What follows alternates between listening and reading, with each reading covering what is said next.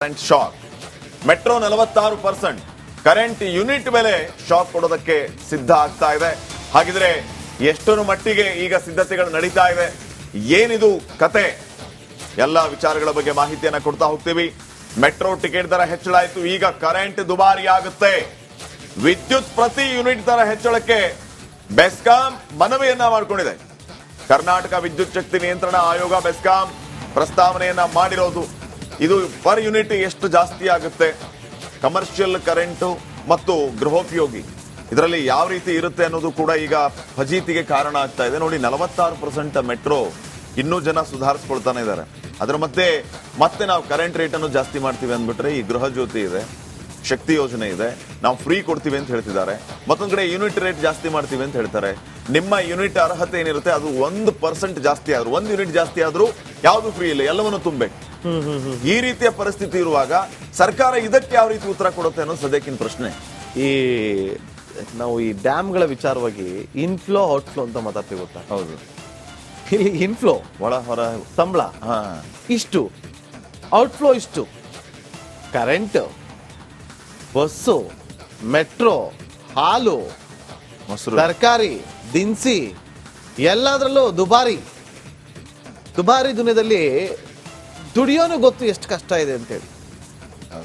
20,000 ರೂಪಾಯಿ ಸಂಬಳ ಬರೋನ್ಗೆ ಇವತ್ತು ಏನಿಲ್ಲ ಅಂದ್ರೂ ಬೆಂಗಳೂರಲ್ಲಿ ವಾಸ ಮಾಡಬೇಕು ಅಂತಂದ್ರೆ 40,000 ಮಿನಿಮಮ್ ಬೇಕು ದುಡ್ಡು. 40,000 ಮಿನಿಮಮ್ ಬಾಡಿಗೆ ಕಟ್ಕೊಂಡು, ಆತನಿಗೆ ಪೆಟ್ರೋಲ್ ಹಾಕ್ಸ್ಕೊಂಡು ಗಾಡಿಗಳಲ್ಲಿ ಓಡಾಡಿ, ಪಿ ಜಿನಾಗಿರ್ತೀನಿ ಅಂದ್ರೂ ಕೂಡ ಆತನಿಗೆ ಮಿನಿಮಮ್ ಅಂದ್ರೂ 15,000 ಬೇಕು. ಪಿ ಜಿನಾಗಿರ್ತೀನಿ ಅಂತಂದ್ರು ಕೂಡ ಪಿ ಜಿ ದುಡ್ಡೇ ಅಷ್ಟು. ಈಗ ನೋಡಿ, ಒಂದು ಹೇಳ್ತೀನಿ, ನಾವೆಲ್ಲ ಏನಕ್ಕೆ ದುಬಾರಿ ದಿನ ಅಂತ ಹೇಳ್ತಾ ಇದೀವಿ ಅಂತಂದ್ರೆ, ನಿಮಗೆ ತರಕಾರಿ ರೇಟ್ ಜಾಸ್ತಿ ಆಗುತ್ತೆ, ದಿನಸಿ ರೇಟ್ ಜಾಸ್ತಿ ಆಗುತ್ತೆ, ಕರೆಂಟ್ ರೇಟ್ ಜಾಸ್ತಿ ಆಗುತ್ತೆ, ನೀರಿನ ರೇಟ್ ಜಾಸ್ತಿ ಆಗುತ್ತೆ ಅಂತಂದ್ರೆ ಆಟೋಮೆಟಿಕ್ ಆಗಿ ನಿಮ್ಗೆ ಎಲ್ಲ ಹೋಟೆಲ್ ಅಲ್ಲಿ ಸಿಗುವಂತ ತಿಂಡಿಗಳ ರೇಟ್ ಜಾಸ್ತಿ ಆಗುತ್ತೆ, ಪಿ ಜಿಗಳ ರೇಟ್ ಜಾಸ್ತಿ ಆಗುತ್ತೆ, ಹಾಸ್ಟೆಲ್ಗಳ ರೇಟ್ ಜಾಸ್ತಿ ಆಗುತ್ತೆ. ಇದೇ ಆಗೋದು. ಇದ್ರ ಎಫೆಕ್ಟ್, ಯಾವ ಪರಿಣಾಮ ಎಫೆಕ್ಟ್ ನೋಡಿ ಎಲ್ಲೆಲ್ಲೆಲ್ಲ ಹೋಗುತ್ತೆ ಅಂತೇಳಿ. ನೀರಿನ ರೇಟ್ ಜಾಸ್ತಿ ಆಯ್ತು ಅಂತೇಳಿ ಏನ್ ಮಾಡ್ತಾನೆ ಹೋಟ್ಲವನು, ಹಾಲು ಟೀ ರೇಟಲ್ಲಿ 10 ರೂಪಾಯಿನ ಕಾಫಿನ 20 ರೂಪಾಯಿಗೆ ಮಾಡ್ತಾನೆ. ಕೇಳಿದ್ರೆ ನೀರಿನ ರೇಟ್ ಜಾಸ್ತಿ ಆಗೈತಪ್ಪ, ಕರೆಂಟ್ ರೇಟ್ ಜಾಸ್ತಿ ಆಗೈತೆ. ಯಾಕೆ ಅದಕ್ಕೂದಕ್ಕೆ ಏನ್ ಸಂಬಂಧ ಅಂತ ನೀವು ಕೇಳ್ಬೋದು. ಈ ಮೋಟರ್ ಆನ್ ಮಾಡೋದಕ್ಕೆ ಕರೆಂಟೇ ಬೇಕಲ್ಲ, ನೀರು ಕರೆಂಟ್ ಜಾಸ್ತಿ ಅಲ್ಲಿ ಲಿಂಕ್ ನೋಡಿ ಎಲ್ಲೆಲ್ಲಿಂದ ಹೋಗ್ತಾರೆ ಅಂತೇಳಿ. ಪ್ಲೀಸ್ ನೋಡಿ, ಎಲ್ಲಾ ಮಾದರಿಯ ಬಳಕೆದಾರರಿಗೂ ಕೂಡ ಬೆಸ್ಕಾಂ ಶಾಕ್ ನೀಡೋದಕ್ಕೆ ಸಿದ್ಧವಾಗಿ. ಶಾಕ್ ಮೆಟ್ರೋ 46% ಕರೆಂಟ್ ಯೂನಿಟ್ ಮೇಲೆ ಶಾಕ್ ಕೊಡೋದಕ್ಕೆ ಸಿದ್ಧ ಆಗ್ತಾ ಇದೆ. ಹಾಗಿದ್ರೆ ಎಷ್ಟರ ಮಟ್ಟಿಗೆ ಈಗ ಸಿದ್ಧತೆಗಳು ನಡೀತಾ ಇದೆ, ಏನಿದು ಕತೆ, ಎಲ್ಲ ವಿಚಾರಗಳ ಬಗ್ಗೆ ಮಾಹಿತಿಯನ್ನ ಕೊಡ್ತಾ ಹೋಗ್ತೀವಿ. ಮೆಟ್ರೋ ಟಿಕೆಟ್ ದರ ಹೆಚ್ಚಳ ಆಯಿತು, ಈಗ ಕರೆಂಟ್ ದುಬಾರಿ ಆಗುತ್ತೆ. ವಿದ್ಯುತ್ ಪ್ರತಿ ಯೂನಿಟ್ ದರ ಹೆಚ್ಚಳಕ್ಕೆ ಬೆಸ್ಕಾಂ ಮನವಿಯನ್ನ ಮಾಡಿಕೊಂಡಿದೆ. ಕರ್ನಾಟಕ ವಿದ್ಯುತ್ ಶಕ್ತಿ ನಿಯಂತ್ರಣ ಆಯೋಗ ಬೆಸ್ಕಾಂ ಪ್ರಸ್ತಾವನೆಯನ್ನ ಮಾಡಿರೋದು. ಇದು ಪರ್ ಯೂನಿಟ್ ಎಷ್ಟು ಜಾಸ್ತಿ ಆಗುತ್ತೆ, ಕಮರ್ಷಿಯಲ್ ಕರೆಂಟು ಮತ್ತು ಗೃಹೋಪಯೋಗಿ ಇದರಲ್ಲಿ ಯಾವ ರೀತಿ ಇರುತ್ತೆ ಅನ್ನೋದು ಕೂಡ ಈಗ ಫಜೀತಿಗೆ ಕಾರಣ ಆಗ್ತಾ ಇದೆ. ನೋಡಿ, 46% ಮೆಟ್ರೋ ಇನ್ನೂ ಜನ ಸುಧಾರಿಸ್ಕೊಳ್ತಾನೆ ಇದ್ದಾರೆ. ಅದರ ಮತ್ತೆ ನಾವು ಕರೆಂಟ್ ರೇಟ್ ಅನ್ನು ಜಾಸ್ತಿ ಮಾಡ್ತೀವಿ ಅಂದ್ಬಿಟ್ರೆ ಈ ಗೃಹ ಜ್ಯೋತಿ ಇದೆ, ಶಕ್ತಿ ಯೋಜನೆ ಇದೆ, ನಾವು ಫ್ರೀ ಕೊಡ್ತೀವಿ ಅಂತ ಹೇಳ್ತಿದ್ದಾರೆ. ಮತ್ತೊಂದ್ ಕಡೆ ಯೂನಿಟ್ ರೇಟ್ ಜಾಸ್ತಿ ಮಾಡ್ತೀವಿ ಅಂತ ಹೇಳ್ತಾರೆ. ನಿಮ್ಮ ಯೂನಿಟ್ ಅರ್ಹತೆ ಏನಿರುತ್ತೆ ಅದು 1% ಜಾಸ್ತಿ ಆದ್ರೂ, 1 ಯೂನಿಟ್ ಜಾಸ್ತಿ ಆದ್ರೂ ಯಾವುದು ಫ್ರೀ ಇಲ್ಲ, ಎಲ್ಲವನ್ನು ತುಂಬಬೇಕು. ಈ ರೀತಿಯ ಪರಿಸ್ಥಿತಿ ಇರುವಾಗ ಸರ್ಕಾರ ಇದಕ್ಕೆ ಯಾವ ರೀತಿ ಉತ್ತರ ಕೊಡುತ್ತೆ ಅನ್ನೋದು ಸದ್ಯಕ್ಕಿನ ಪ್ರಶ್ನೆ. ನಾವು ಈ ಡ್ಯಾಮ್ಗಳ ವಿಚಾರವಾಗಿ ಇನ್ಫ್ಲೋ ಔಟ್ಫ್ಲೋ ಅಂತ ಮಾತಾಡ್ತೀವಿ, ಗೊತ್ತಾ? ಹೌದು, ಇಲ್ಲಿ ಇನ್ಫ್ಲೋ ಒಳ ಹೊರ ಸಂಬಳ ಇಷ್ಟು, ಔಟ್ಫ್ಲೋ ಇಷ್ಟು. ಕರೆಂಟ್, ಬಸ್ಸು, ಮೆಟ್ರೋ, ಹಾಲು, ಮೊಸರು, ತರಕಾರಿ, ದಿನಸಿ ಎಲ್ಲದರಲ್ಲೂ ದುಬಾರಿ ದುನಿಯಾದಲ್ಲಿ ದುಡಿಯೋನು ಗೊತ್ತು ಎಷ್ಟು ಕಷ್ಟ ಇದೆ ಅಂತೇಳಿ. 20,000 ರೂಪಾಯಿ ಸಂಬಳ ಬರೋನ್ಗೆ ಇವತ್ತು ಏನಿಲ್ಲ ಅಂದ್ರೂ ಬೆಂಗಳೂರಲ್ಲಿ ವಾಸ ಮಾಡಬೇಕು ಅಂತಂದ್ರೆ 40,000 ಮಿನಿಮಮ್ ಬೇಕು ದುಡ್ಡು. 40,000 ಮಿನಿಮಮ್ ಬಾಡಿಗೆ ಕಟ್ಕೊಂಡು, ಆತನಿಗೆ ಪೆಟ್ರೋಲ್ ಹಾಕ್ಸ್ಕೊಂಡು ಗಾಡಿಗಳಲ್ಲಿ ಓಡಾಡಿ, ಪಿ ಜಿನಾಗಿರ್ತೀನಿ ಅಂದ್ರೂ ಕೂಡ ಆತನಿಗೆ ಮಿನಿಮಮ್ ಅಂದ್ರೂ 15,000 ಬೇಕು.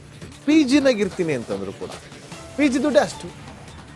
ಈಗ ನೋಡಿ, ಒಂದು ಹೇಳ್ತೀನಿ, ನಾವೆಲ್ಲ ಏನಕ್ಕೆ ದುಬಾರಿ ದಿನ ಅಂತ ಹೇಳ್ತಾ ಇದೀವಿ ಅಂತಂದ್ರೆ, ನಿಮ್ಗೆ ತರಕಾರಿ ರೇಟ್ ಜಾಸ್ತಿ ಆಗುತ್ತೆ, ದಿನಸಿ ರೇಟ್ ಜಾಸ್ತಿ ಆಗುತ್ತೆ, ಕರೆಂಟ್ ರೇಟ್ ಜಾಸ್ತಿ ಆಗುತ್ತೆ, ನೀರಿನ ರೇಟ್ ಜಾಸ್ತಿ ಆಗುತ್ತೆ ಅಂತಂದ್ರೆ ಆಟೋಮೆಟಿಕ್ ಆಗಿ ನಿಮ್ಗೆ ಎಲ್ಲ ಹೋಟೆಲ್ ಅಲ್ಲಿ ಸಿಗುವಂತ ತಿಂಡಿಗಳ ರೇಟ್ ಜಾಸ್ತಿ ಆಗುತ್ತೆ, ಪಿ ಜಿಗಳ ರೇಟ್ ಜಾಸ್ತಿ ಆಗುತ್ತೆ, ಹಾಸ್ಟೆಲ್ಗಳ ರೇಟ್ ಜಾಸ್ತಿ ಆಗುತ್ತೆ. ಇದೇ ಆಗೋದು. ಇದ್ರ ಎಫೆಕ್ಟ್ ಯಾವ ಪರಿಣಾಮ ಎಫೆಕ್ಟ್ ನೋಡಿ ಎಲ್ಲೆಲ್ಲೆಲ್ಲಿ ಹೋಗುತ್ತೆ ಅಂತೇಳಿ. ನೀರಿನ ರೇಟ್ ಜಾಸ್ತಿ ಆಯ್ತು ಅಂತೇಳಿ ಏನ್ ಮಾಡ್ತಾನೆ ಹೋಟ್ಲವನು, ಅಲ್ಲಿ ಟೀ ರೇಟ್ 10 ರೂಪಾಯಿನ ಕಾಫಿನ 20 ರೂಪಾಯಿಗೆ ಮಾಡ್ತಾನೆ.